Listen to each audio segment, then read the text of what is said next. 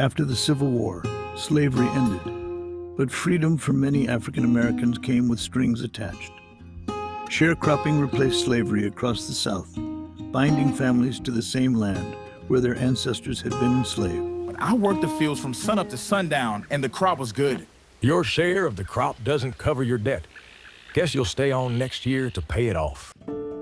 Through rigged accounting and inflated prices for supplies, sharecroppers were trapped in cycles of debt peonage, often no better off than under slavery. I found 1880 census records for my great-great-grandfather, Israel Thurston. It says he sharecropped for Ezra Thurston 60 hours a week, every week, with no days off. His recorded income, $0.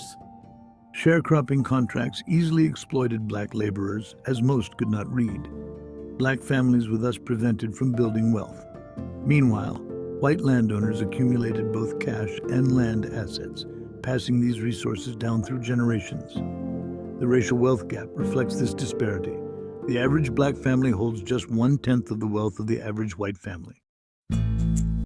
This isn't just about my family, Emily. These documents are pretty damning, and we still own that land.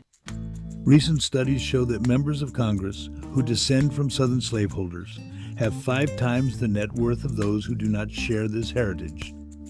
Though many planters lost up to 90% of their wealth after the Civil War, within 2 to 3 generations they had effectively earned the majority of their wealth back by bringing on sharecroppers.